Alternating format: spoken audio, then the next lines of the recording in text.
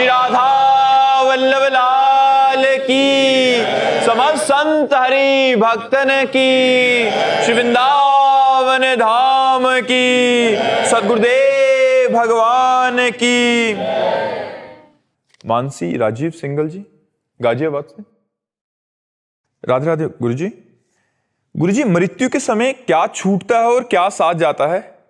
भगवान नाम यदि लिया है, पुण्य किए हैं और पाप किए हैं, ये तीन चीजें साथ जाती है।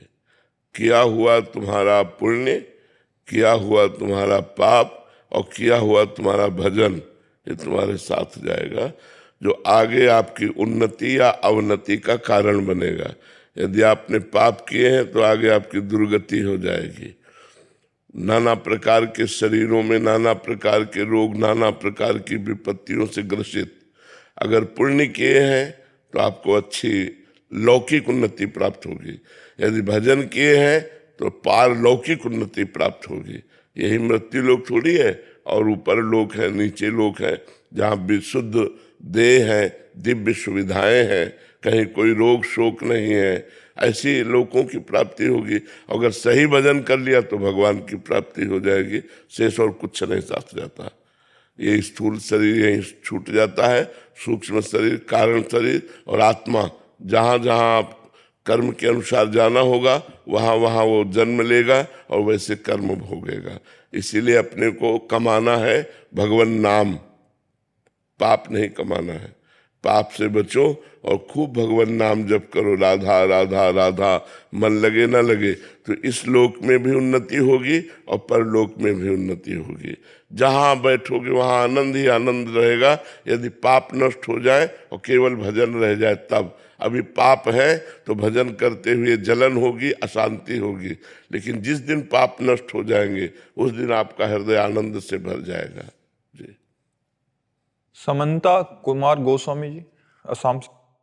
राधे राधे महाराज जी। महाराज जी, मृत्यु के बाद सूक्ष्म और कारण शरीर का क्या होता है? इन दोनों शरीरों के बारे में थोड़ा जानने की जिज्ञासा थी। अगर मृत्यु माया का ही अंश है तो क्या? देखो, जब शरीर छूटता है तो पंचभूत शरीर यहीं रह जाता है, और कारण शरीर, अगर पाप अधिक हुए तो कारण शरीर सहित सूक्ष्म शरीर को एक शरीर में डाला जाता है, जैसे पंचभूत में डाला जाता है, ऐसे उसे कहते हैं यातना देह, नरक में मिलता है।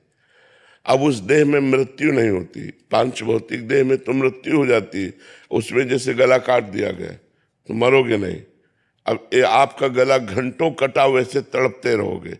फिर आपका हाथ काट दिया गया, आप वो ऐसे तड़पते रहोगे। आपका पेट फाड़, आपके 10 टुकड़े कर दिए गए, लेकिन आप मरोगे नहीं, वैसे ही आपको पीड़ा। बड़ा भयंकर नरक का दंड, कोल्हू में पेरा जाता है, आग में पकाया जाता है, क्या क्या कष्ट होते हैं, भागवत में लिखा हुआ है। तो ये झूठा नहीं लिखा हुआ है, जो है वो परम सत्य है। अब जैसे जेल में क्या क्या सजा होती है, अब अपने को क्या पता, लेकिन जो जेल जा चुका है उसको पता है, या जो जेलर है उसको पता है क्या क्या दुर्गति होती है जो जेल में रहते हैं। तो नरक सार्वभौम जेल है, मतलब अनंत ब्रह्मांडों के प्राणियों का किए हुए पाप कर्म का वहाँ दंड मिलता है। ऐसे ही वो सूक्ष्म शरीर और कारण शरीर के यदि पुण्य अधिक है तो उसे देव देह में डाल दिया जाता है और देवताओं के सुख भोगता है। और जहाँ पुण्य क्षीण हुआ तो मृत्यु लोक कोई विसंति, फिर उसे मनुष्य शरीर या सुअर, कुत्ता, गधा, नीच योनियों में उसको डाला जाता है। तो जो स्थूल शरीर है ये मृत्यु लोक में केवल मिलता है, पांच भौतिक, अन्य जगह नहीं मिलता। नरक में यातना देह मिलता है, स्वर्ग में देव देह मिलता है, और भगवान को जब प्राप्त होता है तो भागवतिक देह मिलता है। जो भगवान का सच्चिदानंदमय देह है वही सच्चिदानंदमय देह प्राप्त होता है। तो 5 ज्ञानेंद्रियां, 5 कर्मेंद्रियां कितने हुए? 10। पंच तन्मात्रा, शब्द स्पर्श रूप रसगंध कितने हुए?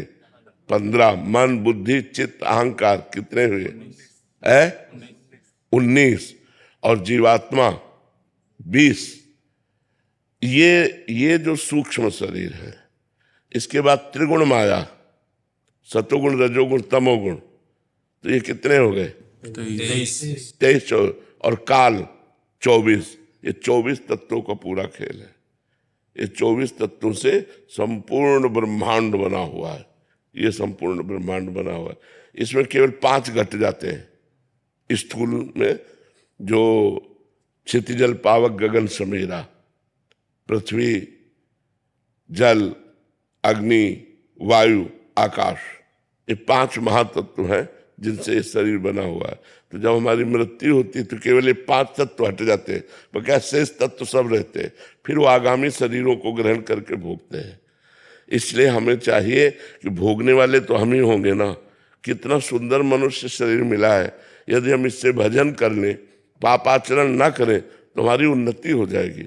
कम से कम हम नर्क तो ना जाएं, फिर हम अच्छे लोगों को प्राप्त होकर अगर आना भी पड़े तो यहाँ बहुत अच्छी जगह हमारा जन्म हो, अच्छे हमारी भावनाएं हो, समाज को सुख पहुंचाएं, फिर अच्छे एक व्यक्तित्व को स्थापित करके फिर नया हम निर्माण करें जन्म के नए भाग्य का, या मोक्ष प्राप्त करें। मोक्ष प्राप्त हो गया तो फिर ये जन्म मरण सब बंद हो जाता है। महाराज जी, आपका यही प्रश्न है कि क्या मोक्ष और भगवत साक्षात्कार एक ही सिक्के के 2 पहलू हैं? भगवत साक्षात्कार में हम आपको देखते हैं और मोक्ष में तरंग समुद्र में लय हो गई, उसका अस्तित्व ही खत्म हो गया। लेकिन भगवत साक्षात्कार में अस्तित्व खत्म नहीं होता। हम आपके दास, आपके सखा, आपकी पत्नी, आपकी सहचरी, जैसी हमने भावना की वैसे भाव से हम आपके पास रहेंगे, भगवान के पास। अगर हमने भगवान को अपना स्वामी माना तो हम दास्य भाव से रहेंगे, भगवान को अपना सखा माना तो मित्र भाव से रहेंगे, भगवान को अपना लाला माना तो वात्सल्य भाव से साथ में रहेंगे। अगर हमने भगवान को अपना पति माना, जो कांता भाव, गोपी भाव है, तो हम उस भाव से, अगर सहचरी भाव तो हम उस भाव से, जो हमने भावना की वो जब सिद्ध होगी तो हम भगवान के साथ वैसे ही रहेंगे जैसी हमारी भावना। ये हुआ भगवत साक्षात्कार। और मोक्ष में हुआ कि जैसे समुद्र में तरंग लय हो गई, नाम रूप उसका खत्म हो गया, अब वो ढूंढे भी नहीं मिलेगी, वो समुद्र हो गई, वो भगवत स्वरूप में लीन हो गया, वो भगवान बन गया, भगवानमय हो गया। अब उसका कोई अस्तित्व नहीं रहा, अस्तित्व मिट जाता है मोक्ष में। और भक्ति में अस्तित्व रहता है, भगवान और मैं। और ये मतलब कहने में आता है, लेकिन उस समय मैं खो जाता है, केवल भगवान ही रहते हैं। अंतिम जो अवस्था होती है उसमें केवल भगवान ही रहते हैं, मैं भगवान में लीन हो जाता है। बस मेरे प्रभु, पर 2 रहते हैं, भक्त और भगवान रहते हैं। समरनाथ जी, राधे राधे। राधे राधे गुरु जी, आंतरिक संबंध कब और कहाँ जागृत होता है गुरु और शिष्य का? जब अहंकार शिष्य का गुरु के चरणों में समर्पित हो जाता है, तब आंतरिक संबंध स्थापित हो जाता है। जो हमारा जीवत्व अभिमान है, देहाभिमान है, विद्या का, रूप का, कुल का, धन का, जाति का, देह का, नाना प्रकार का जो अभिमान है, वो जब गुरु के चरणों में समर्पित हो जाता है तो आंतरिक संबंध गुरु से हो जाता है। और आंतरिक संबंध होने का मतलब जो गुरु के हृदय में चल रहा है वही शिष्य के हृदय में चलने लगा। एक हरिव्यास देवाचार्य नाम के महापुरुष हुए हैं निम्बार्क संप्रदाय में। वो श्री भट्ट देवाचार्य जी उनके गुरु हैं। तो अपने गुरुदेव के पास आए और कहा, शरणागत हुए और कहा मैं दीक्षा लेना चाहता हूँ। तो बोले दीक्षा ऐसे थोड़ी दे देंगे, जाओ 12 वर्ष गिरिराज जी की परिक्रमा करो राधा नाम रटते हुए। उन्होंने कोई प्रश्न नहीं किया कि कहाँ रहेंगे, क्या व्यवस्था, जो आ गया। 12 वर्ष गिरिराज जी की परिक्रमा की राधा राधा रटते हुए। 12 वर्ष बाद आए तो उनका, तुमको कुछ हमारी गोद में दिखाई दे रहा है? बोले नहीं गुरुदेव। बोले जाओ फिर 12 वर्ष गिरिराज जी की परिक्रमा करो। गुरु आज्ञा। 12 वर्ष फिर लौट के जब आए 24 वर्ष बाद, तो उनका गुरुदेव आपकी गोद में प्रिया प्रीतम दिखाई दे रहे हैं। प्रिया जी बैठी है आपकी गोद में, प्रीतम। बोले आओ दीक्षा। उन्होंने ही महावाणी की रचना की, जो निम्बार्क संप्रदाय का जुगल सरकार की रसकेली का महामहिमामय ग्रंथ है। महावाणी जी की रचना की। जब गुरुदेव को इस तरह से वर्ण किया, गुरुदेव की आज्ञा का पालन किया। नहीं अपने लोग होते तो बोले अब 24 वर्ष गुरु आज्ञा में, इसके बाद गुरु दीक्षा। तो गुरु दीक्षा कब दी? जब सिद्ध कर दिया। खुले नेत्रों से देखा प्रिया प्रीतम गुरुदेव की गोद में विराजमान है, तब दीक्षा दी और तब महावाणी की रचना की। बहुत बड़े महापुरुष हुए हैं।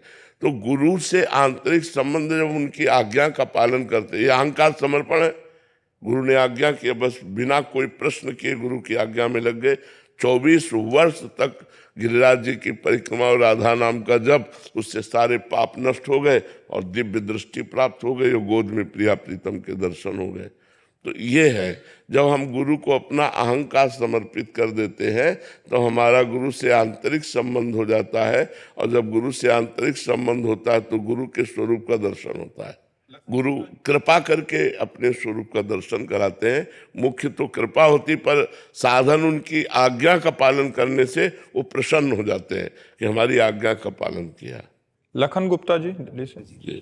राधे राधे महाराज जी।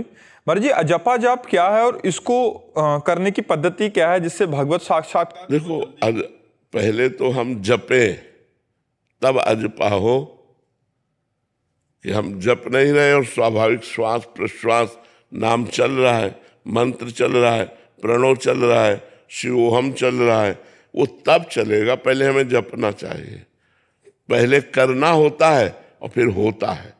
अजपा का मतलब होता है हम जप नहीं रहे, स्वाभाविक चल रहा है।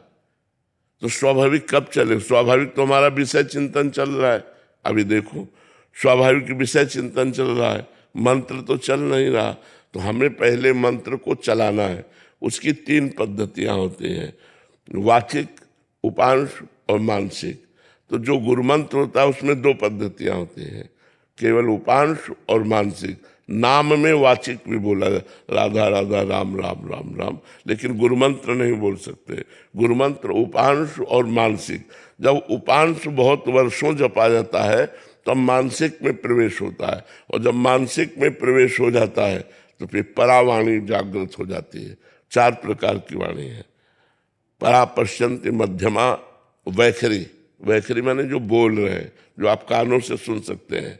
पश्यंती, जो आंखों से देख सकते हैं। मध्यमा, जो हृदयस्थ हो गई।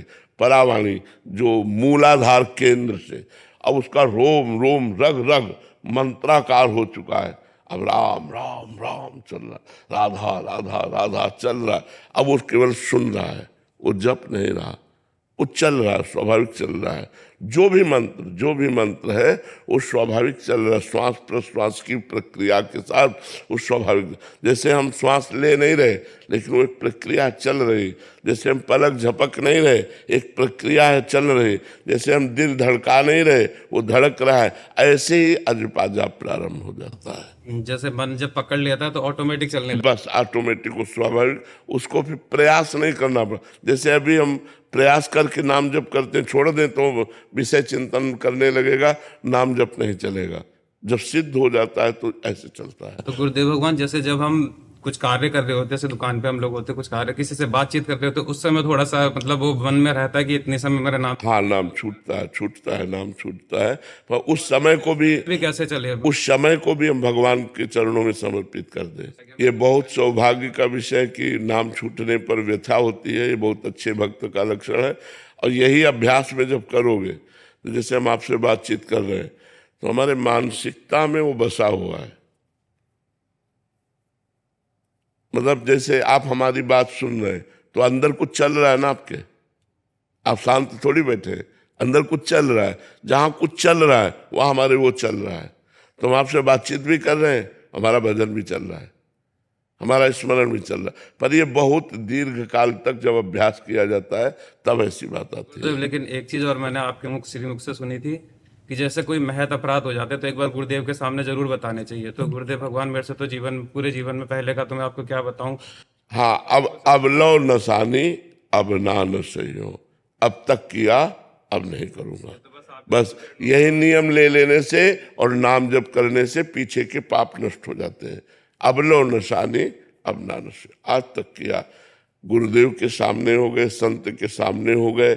हमें पहले प्रमादवश शासन करने की हिम्मत नहीं थी अपने मन में, आज हमारी हिम्मत आ गई। अब लो नशानी अब ना नशे हो, आज तक किया अब नहीं करूंगा, तो सब माफ हो जाता है और भगवान की प्राप्ति हो जाती है। खूब नाम जप करो, गलतियों से बचने की चेष्टा करो। सोन कन्वर जी जयपुर से। राधे राधे महाराज जी। महाराज जी, एक शिष्य होने के नाते हमारा सबसे महत्वपूर्ण कर्तव्य क्या है? गुरु की आज्ञा का पालन करना। अब जो ये कहें करें हम सोई, आयस लिए चले निज दासी, मन क्रम वचन त्रिशुद्ध सकल मत, हम श्री हित हरिवंश उपासी। अब जो ये कहें करें हम सोई, अब जो आज्ञा करते हैं वही हम करते हैं। आज्ञा समन सुसाहिब सेवा, अपने गुरुदेव की आज्ञा का पालन करना ही सबसे श्रेष्ठ उपासना है। जो गुरुदेव की आज्ञा पर अपने प्राणों को भी बलिदान कर देते हैं वो सीधे भगवान को प्राप्त होते हैं। गुरुदेव की आज्ञा बहुत कठिन है पालन कर पाना, क्योंकि मनमुखी चाल है।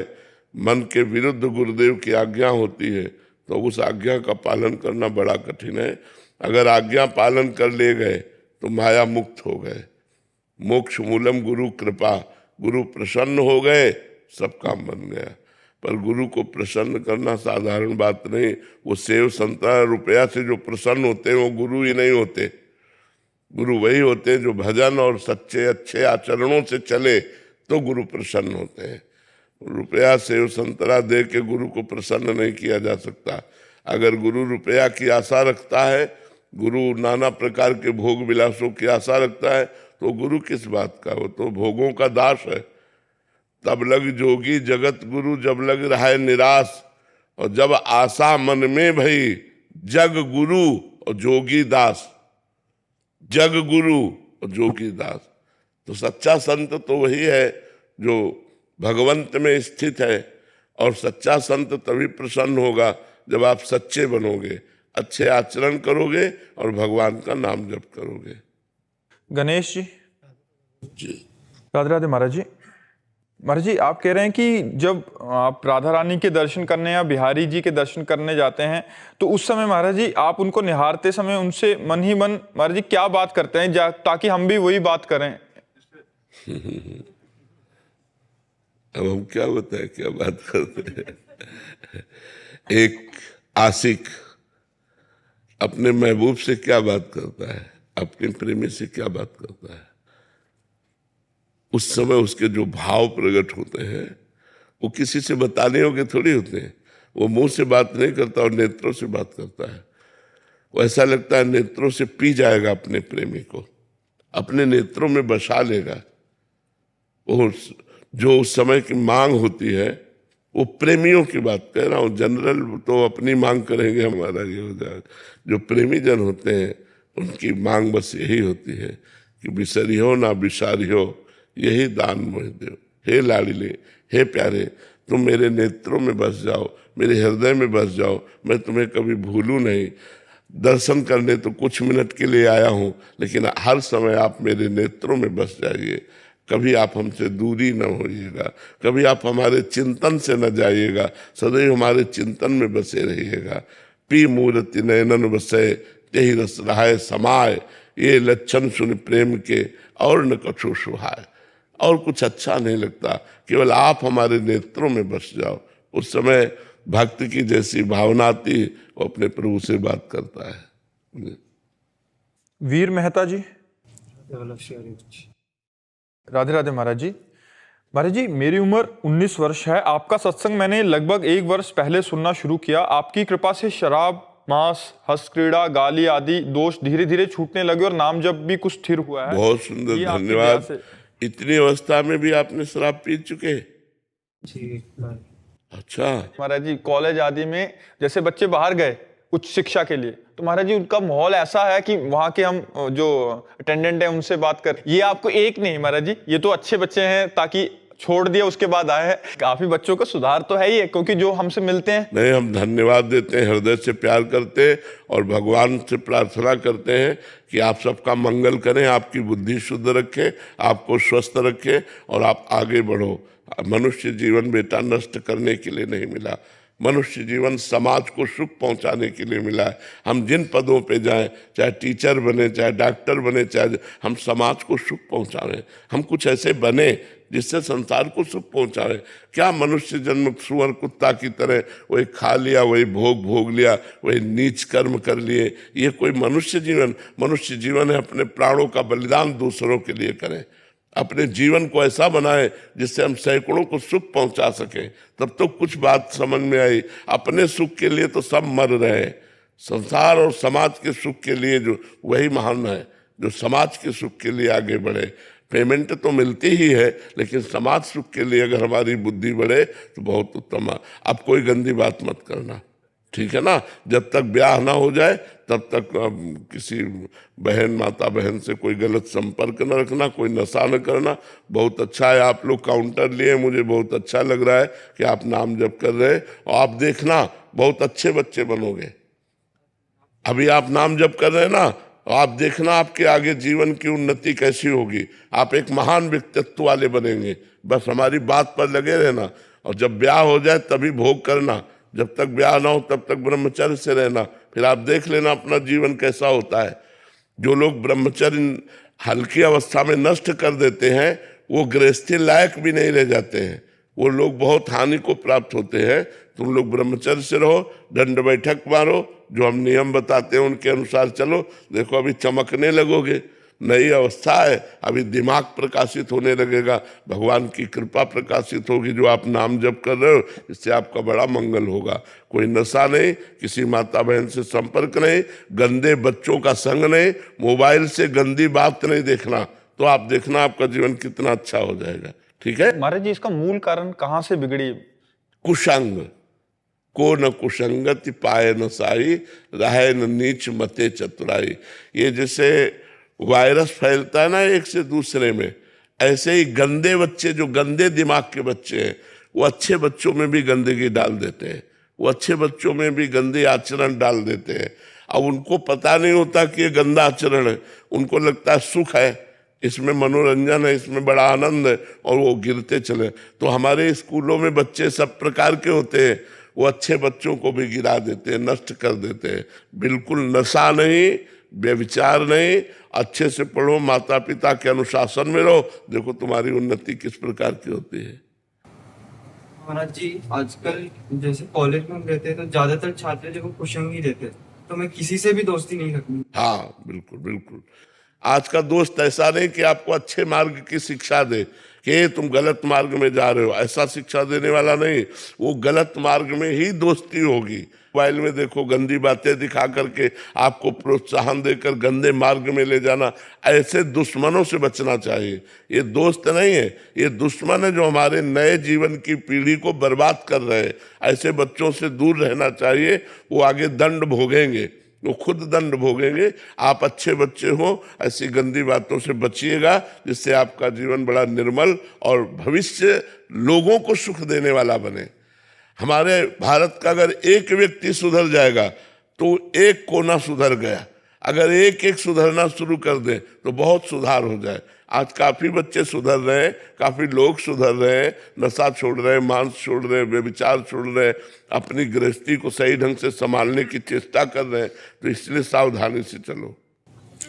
क्लास में ऐसे ही बच्चों का सब होता है जी, वो बच्ची बोल रही है कि क्लास में महाराज जी 10 में से 9 ऐसे ही हैं। बिल्कुल अब बिल्कुल। महाराज जी इतना दिक्कत हो जाता है कि 9 बात लेके या कुछ करके, तुम तो पुराने जमाने के हो, हाँ, मगन उसको बन रहे हो। मतलब टॉर्चर करते टॉर्चर हैं। हो जाता है महाराज हाँ। जी। तो फिर आ जाके 1 साल 2 साल फिर उन्हीं के साथ में हो जाता क्योंकि है। मन भी तो हमारा तरंगायमान होता है।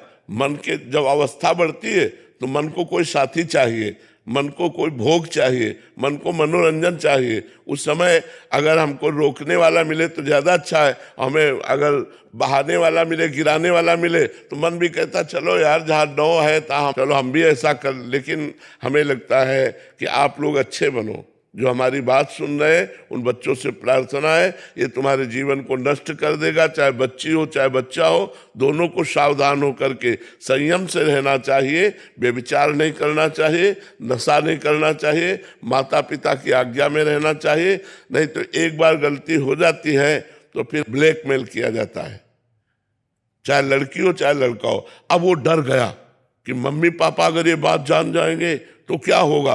अब वो उससे अर्थ मांगा जाता है या उससे जो कुछ कहा जाता है वो धीरे धीरे धीरे धीरे बच्चा इतना अंदर खोखला हो जाता है कि वो डिस्टर्ब हो जाता है, माइंड डिस्टर्ब हो जाता है। और अगर ज्यादा ब्लैकमेल किया गया तो कहीं कोई जान न जाए, इस बात के लिए की सोच लेता है। ऐसे प्रश्न भी आते हैं महाराज जी बहुत कि ब्लैकमेल हो रहे हैं, अभी बता सकते नहीं, घर में नहीं बताएंगे, जैसे आपने बोला कि माता पिता डांटेंगे, कहीं और दोस्तों को बता नहीं सकते और लास्ट में परिणाम वही होता है। आप ही वो डिस्टर्ब हो करके सोचते हैं कि एक रास्ता है, ऐसा नहीं करना चाहिए। इतने अच्छे मनुष्य जीवन को इस तरह से नष्ट नहीं करना चाहिए, इसलिए पहले से ही सावधान रहो, गंदी बातें मत करो, गंदे आचरण मत करो, किसी को ब्लैकमेल करने का अवसर ही मत दीजिए। आप खुद अच्छे बच्चे बनो, बिल्कुल फटकार दीजिए जो गंदी बातें सिखाने वाले हैं। आप अकेले चलोगे तो 100 को परास्त कर दोगे, अगर आप गलत आचरण में चले गए तो जिसमें 100 बह गए उसी में तुम भी बह गए। इसलिए आप अकेले चलने की सोचो कि मैं एक अच्छा बच्चा बनूंगा, एक भारत का मैं एक अच्छा नागरिक बनूंगा, मैं एक अच्छा सेवक बनूंगा, तो ये मनुष्य जीवन की उन्नति है। इसलिए गंदे बच्चे या बच्चियां जो हमें संग में मिले तो उनसे हमसे बचना चाहिए। वो हमें टॉर्चर करें, उपहास करें, गाली दे, सुन लेना चाहिए, चल देना चाहिए। महाराज जी जो सुधार आ रहा है समाज में आपके भागवत बल की वजह से आ रहा है महाराज जी, बहुत मुश्किल है, नहीं तो बच पा। जी जी जी, हम कोशिश भी यही करते हैं, भगवान से प्रार्थना भी यही करते हैं और भजन करके चाहते भी यही है कि जितना दिन अब हमारे जीवन का रह गया है, जो भी भजन होता है वो हमारी समाज को मिले और समाज हमारी भागवतिक बने, सबका मंगल हो, सबको सुख मिले, ऐसी भावना है कि सबको सुख मिले। हमारी समाज व्यसन रहित हो, व्यभिचार रहित हो, छल कपट रहित हो, हिंसा चोरी रहित हो, तो आनंद में जीवन व्यतीत हो जाए। वैभव जी मध्य प्रदेश। राधे राधे महाराज जी। महाराज जी यदि गुरु राधा नाम जपे और शिष्य राम नाम जपे तो क्या धाम में गुरु और शिष्य साथ भगवान के रहेंगे, एक ही भगवान के? ऐसा कैसे हो सकता है? गुरु जो देगा तो वही देगा जो जप रहा है। मानो हमसे कोई मांगे कि हमें आप गुरु मंत्र दीजिए तो हम नित्य विहार वृंदावन का ही तो देंगे। तो ऐसा कैसे हो सकता है कि गुरु राधा राधा जपे और शिष्य राम राम जपे? पहली बात तो गुरु शिष्य का संबंध तभी जब शिष्य अपनी मान्यता को मिटाकर गुरु की आज्ञा पर चले। अगर अपनी मान्यता लिए तो शिष्य कहाँ बना? वो शिष्य तो कोरा कागज होता है, गुरु उसमें क्या लिखता है वही लिखेगा जो गुरु के हृदय में चल रहा है। अब वो गुरु आज्ञा कर दें कि तुम राम राम जपो तो फिर गुरु का धाम अलग होगा, शिष्य का धाम अलग होगा। क्योंकि गुरु जहां जाएंगे जिस नाम और मंत्र से, वहां तुम थोड़ी पहुंच पाओगे, ये बात होती है। वैसे तो प्राय देखा गया जो गुरु देता है वही नाम मंत्र जपा जाता है। जब तक गुरु नहीं मिलता तब तक अपने मन से जो हम जपते हैं वो बात अलग है। जब गुरु मिले तो जो गुरु दिया मंत्र उसी को हम जपते हैं।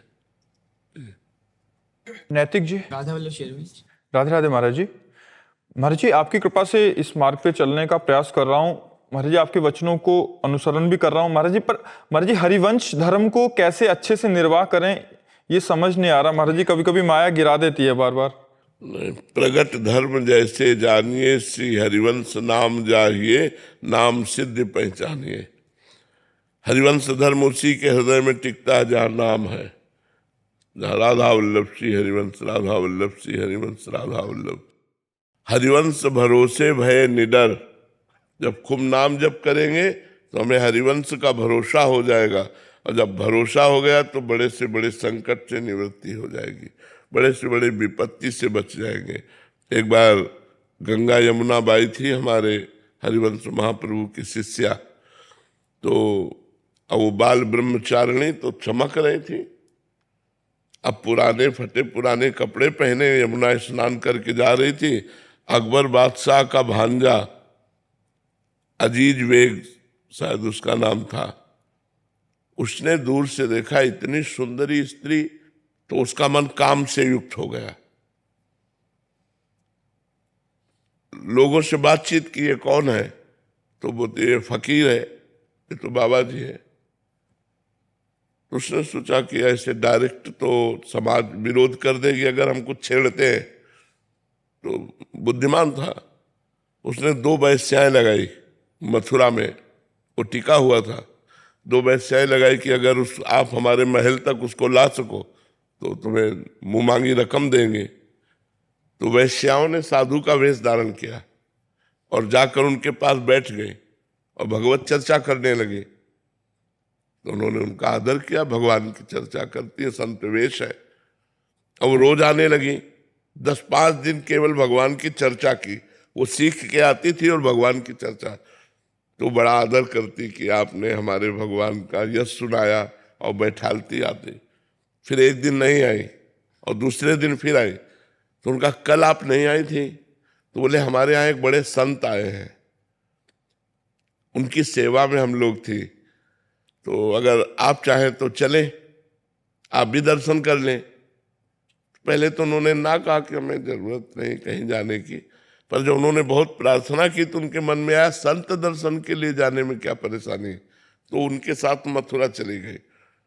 जब महल दिखाया तो पहली शंका हुई कि संत महल में कैसे। फिर उनका संतों का क्या, महलों में कोई बुला के रख ले तो अंदर गई। जो अंदर गई बाहर से सिटकिनी मार दी, दरवाजा बंद कर दिया। तो उनको शंका हुई, सामने देखा अजीज वेग, और वो कामाशक्त एकदम, अब अधिकार और पद सब कुछ है, और वो भिक्षावृत्ति से जीने वाली, तो उसको नजर में आ रहा था कि क्या है ये, वो भोगना चाहता था। जो ही आगे बढ़ा, तुम का रुक जाओ, कदम आगे मत बढ़ाना, मुझे असमर्थ मत समझो, बस आंख मूंदी श्री हरिवंश श्री हरिवंश श्री हरिवंश श्री हरिवंश। रसिक अनन्यमाल में लिखी हुई चरित्र लिखा हुआ है। जे महाप्रभु का नाम लिया, श्री हरिवंश श्री हरिवंश, भयंकर बबर शेर प्रकट हो गया बीच में, और बाई जी गायब वृंदावन। बाई जी को उठा करके भगवत शक्ति ने वृंदावन रख दिया, और वहां उसके सामने सिंह जब दहाड़ा तो बेहोश होके गिर गया। वो जो ही होश आता सोई वो सिंह की दहाड़ हुए, घबरा गया। बड़े बड़े पंडितों को बुलाया कि ये हमें क्या हो रहा है, तो उनका अपराध बन गया, जाओ उनके चरणों में पड़ो, साधारण नारी नहीं है, वो भगवान की भक्ता है। तब आकर वृंदावन में उनके चरणों में गिरा, और बहुत सोने चांदी की असरफियां और धन दिया। तो उनका ये सब नहीं चाहिए, ये सब बांट दो वृंदावन के ठाकुरों की सेवा में, और आज के बाद किसी भी भक्ता नारी के प्रति कभी ऐसा गलत चिंतन मत करना, नहीं तो तुम्हारा सर्वनाश हो जाएगा। तो खिलवाड़ थोड़ी जो भगवान का भजन करते हैं। हरिवंश भरोसे भय निडर नित गर्जत हरिवंश बल। जब हमारे नाम होता तो एक बस्ती होती, भगवान रक्षा करते, भगवान सब बचाते हैं। तो इसलिए हमें खूब नाम जप करना चाहिए और भगवान का भरोसा रखना चाहिए, आचार्य गुरु का भरोसा रखना चाहिए, वही हमारी रक्षा करते हैं। महाराज जी, जैसे सेवक वाणी जी में हरिवंश के बारे में बताया कैसे कैसे आचरण होना चाहिए, पर जो हमारे अलग आचरण तो बिल्कुल विपरीत। धीरे धीरे आ जाएंगे, नाम जप करो, नाम जप से सब आ जाएंगे। हरिवंश नाम है जहाँ तहाँ तहाँ उदारता, सकामता तहाँ नहीं कृपालुता विषेखिए। हरिवंश नाम लीन जे अजात शत्रु ते सदा, प्रपंच दम्भ आदि दे तहाँ कछु न पेखिए। जो नाम जप करता है सब ठीक हो जाता है। प्रज्ञा पांडे जी, काशी से। राधे राधे महाराज जी। महाराज जी, हम अक्सर मोह को ही प्रेम समझ बैठते हैं। महाराज जी, क्या किसी एक व्यक्ति से निश्चल प्रेम करना ईश्वर तक पहुंचने का मार्ग बन सकता है? व्यक्ति से स्वार्थ भरा प्रेम होता है, जिसे हम प्रेम कहते हैं, उसमें वासना होती है, उसमें काम होता है।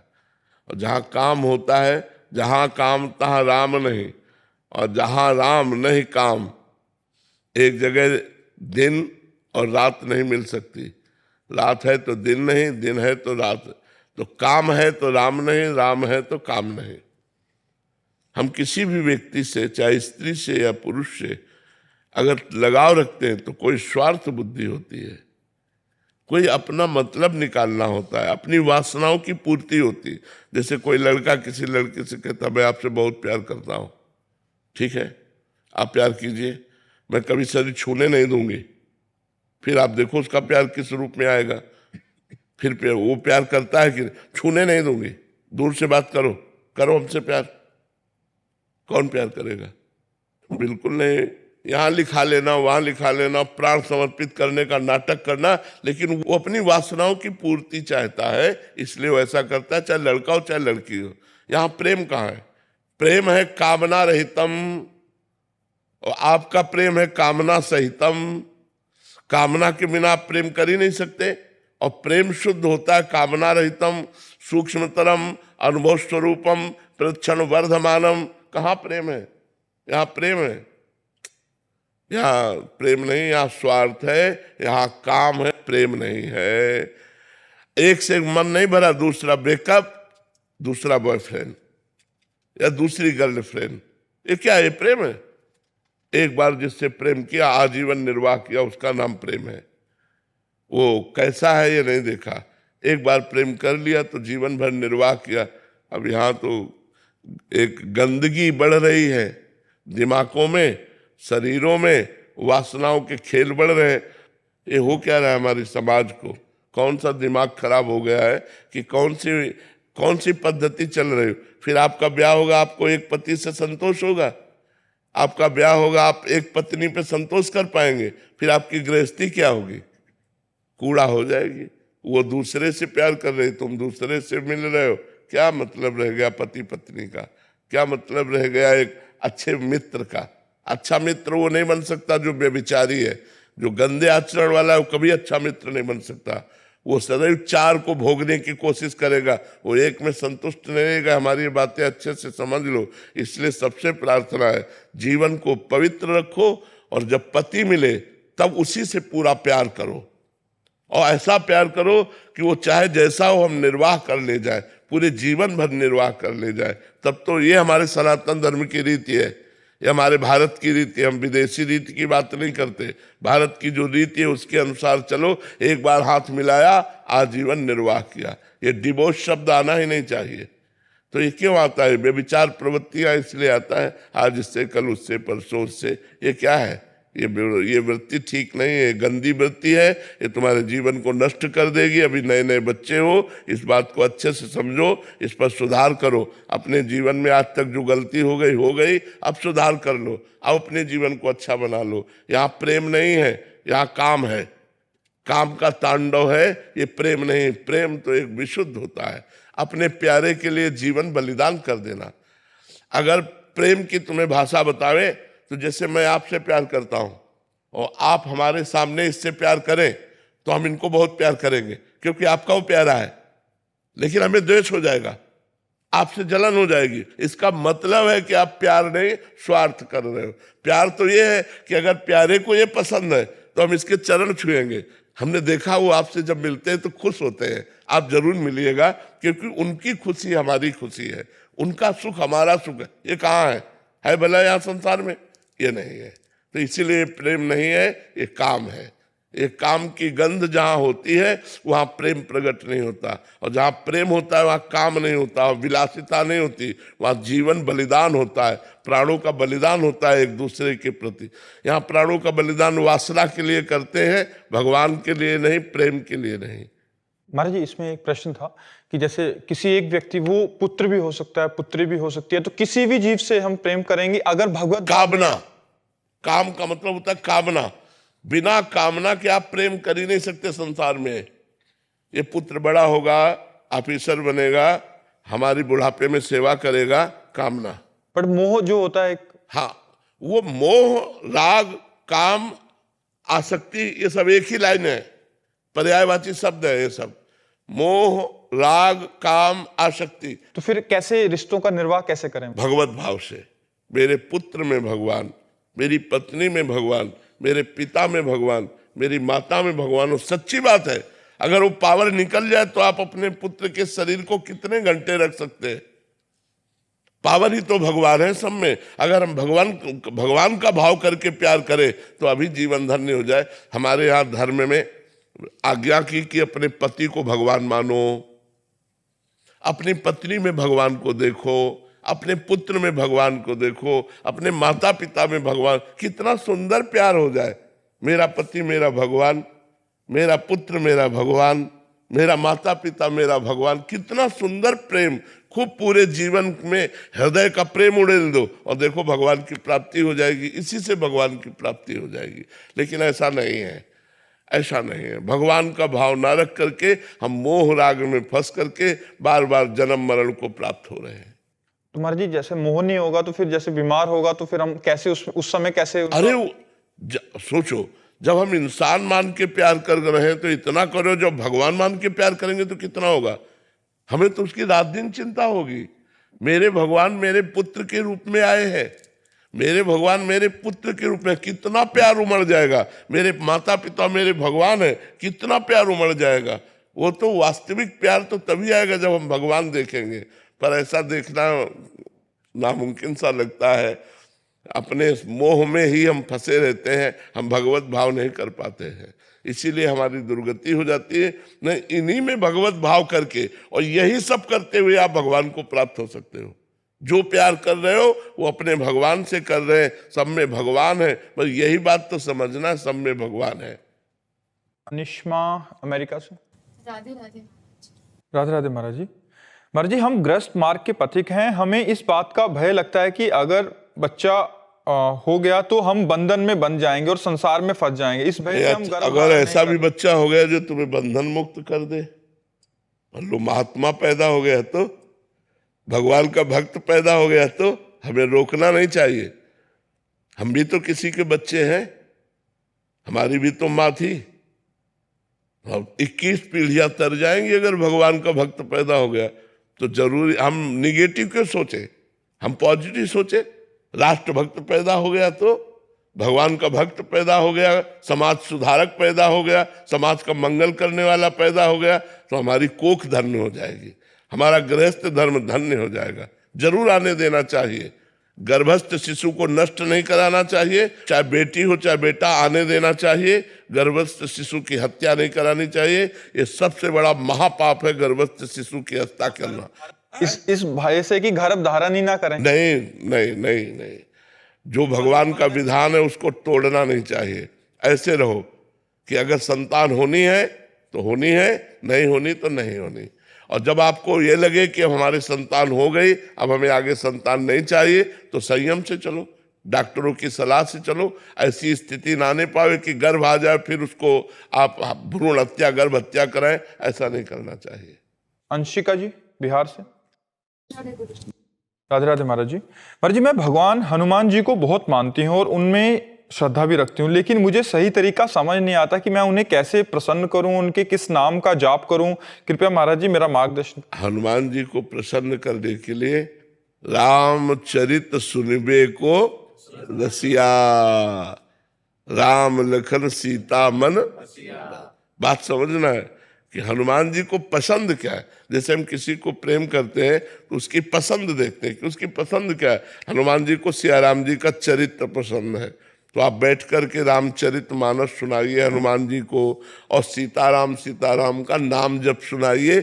इसलिए यत्र यत्र रघुनाथ कीर्तनम तत् तत् कृतमस्त कांजलम वाष्पवारि परिपूर्ण लोचनम मारुतिम नमत राक्षसांतकम। हनुमान जी महाराज जहाँ सिया राम जी का कीर्तन होता है, आंसू बहाते हुए वहां विराजमान रहते हैं। यत्र यत्र रघुनाथ कीर्तनम तत्र तत्र कृतमस्त कांजलम वाष्पवारि परिपूर्ण लोचनम मारुतिम नमत राक्षसांतकम। तो हमें चाहिए हनुमान जी को प्रसन्न कर लिए, रामचरितमानस सुनाएं और सीताराम नाम का जप करें, और उससे हनुमान जी बहुत जल्दी प्रसन्न हो जाएंगे। राधे राधे महाराज जी। महाराज जी, मैं बहुत भयभीत होकर आपकी शरण में आया हूँ। महाराज जी, मेरे से एक घोर अपराध बन गया था। मैंने खेत में एक चर रहे बछड़े को डंडे से प्रहार किया, वो घायल हो गया, कुत्तों ने उसे जिंदा खा लिया। महाराज जी, मेरे अभी मतलब बहुत ज्यादा अंदर से विचलित हूँ महाराज जी, उसका प्रायश्चित कैसे करूं महाराज जी? श्रीमद् भागवत का पाठ करवाओ, मूल संस्कृत से श्रीमद् भागवत का पाठ करवा के फिर गोपाल सहस्त्र नाम का पाठ करवा करके और उस बछड़े को प्रदान करो कि इसका फल उस बछड़े को प्राप्त हो, भगवान उसका मंगल करें, और क्षमा प्रार्थना भगवान से मांगो। ये तो महत अपराधों में, गौ हत्या महत अपराधों में है, बड़ा अपराध है, इसको क्षमा याचना कर लो, नहीं तो भोगना पड़ेगा। बहुत बुरी दशा पैदा कर सकता है ये। जो महत अपराध होता है वो बहुत बुरी दशा पैदा कर देता है। इसलिए सावधान हो, जल्दी करवा लो, पता नहीं शरीर छूट जाए और हमारा ये पाप हमको फिर अगला जन्म में ब्याज सहित भोगना पड़ेगा। तो इसलिए सावधान हो जाओ। आपने बचाया नहीं कुत्तों से? सब बाद में गुरुजी बाद में पता लगा, जैसे मारा तो घायल हो गया होगा, बाद में पता लगा उसको कुत्ते खा गए। नहीं नहीं, ऐसा नहीं। वो उनकी भूख मिटाने के लिए वो चारा चरना चाहते हैं। अब आपकी फसल है ये उनको पता नहीं, उनको इतना पता है मेरा चारा है, ये मेरा पेट भरेगा।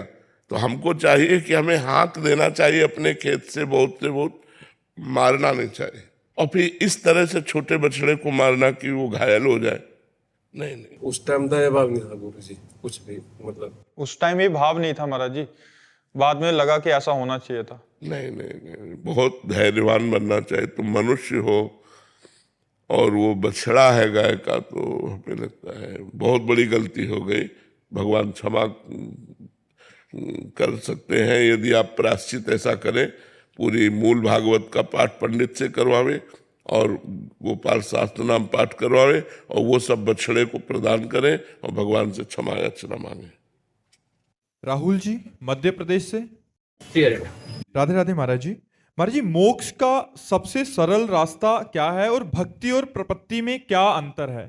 देखो, प्रपत्ति का नाम ही भक्ति है। प्रपत्ति माने होता शरणागति। जब हम भगवान की महिमा का श्रवण कीर्तन स्मरण करते हैं, भगवान के चरणों की सेवा करते, पाद सेवनम अर्चनम, भगवान को प्रणाम करते हैं, वंदनम, सख्यम भगवान हमारे मित्र भी हैं, दास्यम भगवान हमारे स्वामी भी हैं, और आत्मसमर्पणम, ये जो आत्मसमर्पणम है ये नवधा भक्ति की पूर्णता है। इसी को प्रपत्ति कहते हैं, इसी को शरणागति कहते हैं, इसी को आश्रय कहते हैं, इसी को अवलंबन कहते हैं। भगवद अवलंबन, भगवद आश्रय, भगवत प्रपत्ति, भगवत शरणागति। तो भक्ति भगवत शरणागति एक ही बात है। अब रही मोक्ष का सरल उपाय, तो ऐसा भी नहीं है कि मोक्ष इतना सरल है कि आप सहज में इसे प्राप्त कर लें। मोक्ष का सहज स्वरूप है आत्मा, आत्म स्वरूप में स्थित हो जाना। अभी हम स्थित हैं शरीर में, मन में, इंद्रियों में, इंद्रियों के भोगों में। जब हमारे अंदर विवेक प्रकट हो, विवेक कहते हैं जो सत असत का ठीक निर्णय कर सके, वो बुद्धि में प्रकट होता है और वो सत्संग से होता है। बिन सत्संग विवेक न होई। जब हम साधु समागम करते हैं तो हमारी बुद्धि में विवेक प्रकट होता है, और विवेक का तात्पर्य है सत्य असत्य का ठीक निर्णय करना। तो जब ये निर्णय ठीक हुआ विवेक के द्वारा कि सत्य तो परमात्मा है, असत पूरा संसार है, उमा कहो मैं अनुभव अपना, सत हरि भजन जगत सब सपना। ये सपने के समान संसार झूठा है। तब लोक और परलोक के समस्त भोगों से वैराग्य, दूसरा नंबर। पहला विवेक, दूसरा लोक परलोक के भोगों से वैराग्य, तीसरा सत संपत्ति, शम दम उपरति तितिक्षा समाधान मुमुक्षता। शम इंद्रियों का विषयों से हटाकर अपने अपने स्थान पर उनको स्थित कर देना। दम मन को भोगों से हटाकर भगवान में स्थित करना या सच्चिंतन में स्थित कर देना। उपरति भोगों के बीच में रहते हुए भी भोगों की इच्छा ना होना। तितिक्षा गर्मी सर्दी बरसात मान अपमान लाभ हानि भूख प्यास काम क्रोध लोभ मोह मद मत्सर के वेग, इनको सह जाना तितिक्षा कहते हैं। समाधान चित्त का परमात्मा में स्थित करने का प्रयास करना। मुमुक्षुता, मैं इसी जन्म में संसार से मुक्त हो जाऊं, ये जब बात आएगी तब हम मोक्ष मार्ग में चल पाएंगे। इसीलिए मोक्ष मार्ग कठिन है कि हम शरीरधारी अपने को शरीर मानकर मन और इंद्रियों के द्वारा भोगों को भोगने में लग गए, इसीलिए मुमुक्षुता कठिन हो गई। नहीं तो हमारा स्वरूप है मुक्त, ना हम कभी बंधे थे, ना बंधे हैं, ना बंधे रहेंगे। विषयों में हमने स्वयं बंधन स्वीकार किया है, तो हमको इंद्रिय विजयी होना होगा, हमको मनोनिग्रही होना होगा, हमको किसी भी विषय में परास्त नहीं होना होगा। इसके लिए निरंतर नाम जप करो। सरल उपाय राधा राधा राधा राधा राधा। तो जिस श्वास में तुम्हारे प्राण निकलेंगे उसी श्वास में तुम्हारा मोक्ष हो जाएगा। फिर तुम माँ के गर्भ में नहीं जाओगे, तुम परमात्मा स्वरूप हो जाओगे। इसलिए निरंतर नाम जप करो। जगदीश जी, जोधपुर राजस्थान से। राधे राधे महाराज जी। महाराज जी, आपका शरणागत हूं। आपके श्रीमुख से प्रवचनों में सूक्ष्म शरीर, मन, बुद्धि, चित्त, अहंकार का वर्णन सुना है तथा अष्टधा प्रकृति में पंच तत्वों के साथ सूक्ष्म शरीर के 3 भाग मन, बुद्धि व अहंकार को शामिल होना भी सुना है। अतः महाराज जी, ये चित्त का क्या स्वरूप है जो कि सूक्ष्म शरीर का? मन को ही चित्त कहते हैं, क्योंकि चिंतन करने के कारण, देखो अंतःकरण चतुष्टय 4 नहीं है, एक ही है। निश्चय करने के कारण उसे बुद्धि कहा गया, संकल्प करने के कारण उसे मन कहा गया, चिंतन करने के कारण उसे चित्त कहा गया, क्रियाओं का कर्ता भोक्ता स्वीकार करने के कारण उसे अहंकार कहा गया। ये एक ही हृदय अंतःकरण चतुष्टय के रूप में है। तो यहाँ जो अष्टधा प्रकृति में पृथ्वी, जल, अग्नि, वायु, आकाश, बुद्धि, मन, अहंकार, ये अष्टधा जो प्रकृति है, इसी में मन में ही चित्त को ले लिया गया है। अंतःकरण चतुष्टय का जो मन में चित्त का, चूंकि चित्त का कार्य है चिंतन करना और मन का कार्य है मनन करना, दोनों समकक्ष हैं। इसलिए चित्त और मन को एक में ही मिला करके अंतःकरण चतुष्टय के 3 हिस्सों को ले लिया गया। बुद्धि का काम निश्चय करना, मन का काम मनन चिंतन करना, और अहंकार क्रिया को स्वीकार करना, भोग को स्वीकार करना। इसके कारण ये अष्टधा प्रकृति में 3 जोड़ दिए गए सूक्ष्म शरीर की बात, चूंकि चित्त और मन एक ही है। शौर्या सिंह जी। राधे राधे महाराज जी। महाराज जी, जीवन की उलझन कब दूर होगी? कृपया कोई ऐसा मंत्र बताएं जिससे मन शांत हो जाए। राधा जपो। अगर आपके शोक और दुख और भय नष्ट न हो जाए तो आप हमसे कहना। ये हम राधा नाम ऐसे ही नहीं उच्चारण करके आपको कहलाते, अनुभव करके कहते हैं। राधा नाम के बल से हम दहाड़ते हैं, राधा नाम के बल से हम जीवित रहते हैं।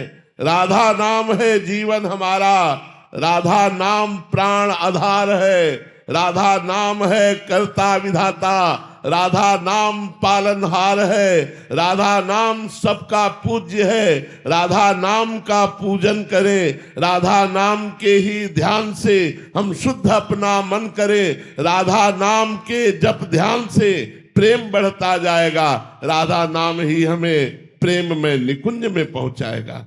निकुंज तक की यात्रा इसी राधा नाम में छुपी हुई है। आप राधा राधा रटिए और देखिए आपके काम बनते हैं कि नहीं। राधा नाम जहां विराजमान है वहां कोई बाधा नहीं। जिते विनायक शुभ शुभ, विघ्न करे नहीं कोई, विघ्न करे नहीं कोई, डरे कलिकाल कष्ट भय। ये डरपते हैं राधा नाम लेने वाले के ऊपर। हम अपना कैसे प्रभाव दिखाएं? क्या कलिकाल का प्रभाव, कष्टों का प्रभाव और भय जो हमें देने आ रहे हैं, वो खुद भयभीत होकर भाग जाते हैं जब राधा नाम हमारे पास होता है। राधा नाम यदि है तो किसी का श्राप आपके ऊपर नहीं लगेगा। साप ताप रोग शोक दारुण दुखारी लाल इष्ट दुष्ट दलन कुंज भवन चारी। इसलिए अगर पूछते हो कि तुम्हें परम शांति कैसे प्राप्त होगी, यदि हम पर विश्वास करो और राधा नाम जप करो, फिर आप देखो तुम्हें शांति नहीं शांति प्रदान करने वाले बन जाओगे आप।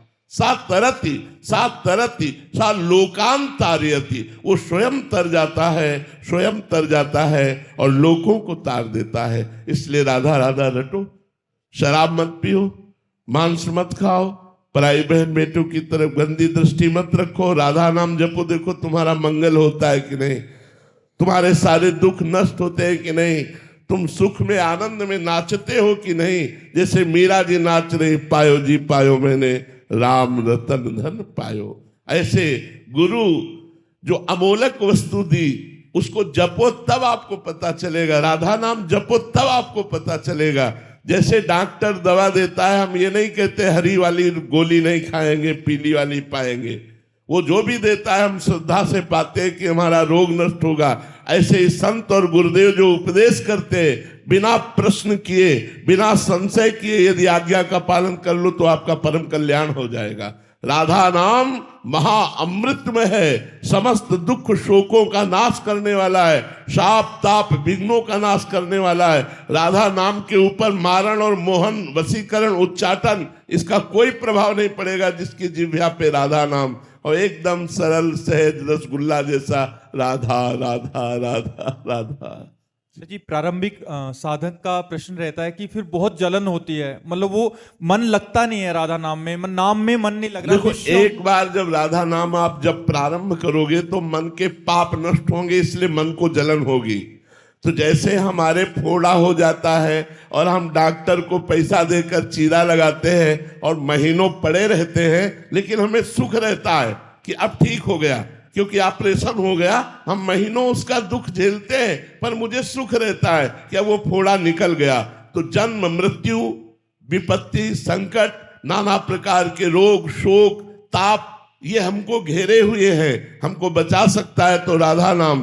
तो हम राधा नाम जपते हुए थोड़ी जलन सहन करें, क्योंकि वो राधा नाम आपके मन के पापों का नाश करेगा, और जहां मन के पाप नष्ट हुए तो आपका मन नाच उठेगा, आनंदित हो जाएगा। आप विश्वास मानिए हमारी बात पर, आप राधा नाम जपिए, जो आपको कष्ट मिल रहा है उसको सह जाइए तो आपके पाप नष्ट हो जाएंगे, आगे आनंद मिलेगा, बहुत आनंद मिलेगा। ये हम अपने हृदय की बात कह रहा हूं, किसी पढ़ी लिखी बात नहीं कह रहा हूं। यदि आप राधा राधा जपोगे तो बड़े बड़े दुखों से, बड़े बड़े संघर्षों से, बड़ी बड़ी विपत्तियों से आप टूटोगे नहीं, हारोगे नहीं। आप नाचते हुए मुस्कुराते हुए विपत्तियों को रौंदते हुए आगे बढ़ जाओगे। इसलिए राधा राधा नाम जपो। आशीष गुप्ता जी। राधे राधे महाराज जी। महाराज जी आप कह रहे हैं कि मैं नाम जप सेवा सत्संग वृंदावन वास भी करने आता हूँ महीने में एक आधी बार। महाराज जी पर मेरा व्यापार ऐसा, तो मुझे गाली देकर ही बात करने की आदत है। ऐसा व्यापार तो हमने आज तक नहीं सुना भाई। कौन सा व्यापार है जिसमें गाली देना होता, हमको भी जानकारी हो जाए। गत्ते के डब्बों का व्यापार है महाराज जी। गत्ते के डब्बों का लेबर वाले मतलब प्यार से महाराज जी बोलते हैं, 10 बारी में काम नहीं सुनेंगे, फिर उसी लैंग्वेज में बात करनी पड़ती है। वैसे गाली ना दे तो अच्छा है, क्यों जबान गंदी करे यार। हम डांट के भी तो कह सकते हैं, कि सम्मान पूर्वक कह सकते हैं कि आप ऐसा क्यों नहीं करते हो। जरूरी गाली दे, उससे कोशिश करो गाली देना बंद करो। जबान क्यों गंदी करते हो, इससे मुझे भगवत प्राप्ति में बाधा होगी। हाँ बिल्कुल बाधा हो जाएगी। आप कठोर वचन बोलते हैं, जबकि वाणी के लिए कहा गया है मृदु हितकर और सत्य। सत्य हो पर मृदु होनी चाहिए, सत्य हो उसका हित करने वाला होना चाहिए। ऐसा सत्य नहीं होना चाहिए कि उसका अहित हो जाए, ऐसा सत्य नहीं होना चाहिए कि कठोर बोल दो। सत्य मृदु और हितकर वाणी। वाणी एक अमोल है, जो कोई बोले जान, हे तराजू तौल के तब मुख बाहर आने। बहन बेटी की गालियां देते रहते, जबान गंदी करते रहते, फायदा क्या हुआ। हाँ हम कठोर शासन कर सकते हैं, अगर हमको अपनी लेबर से काम कराना है तो गाली दे के थोड़ी काम कराना है, कठोर शब्दों से भी बोल सकते हैं, निकाल सकते हैं, लेकिन गाली क्यों दे। गाली देने का अभ्यास बहुत गलत है।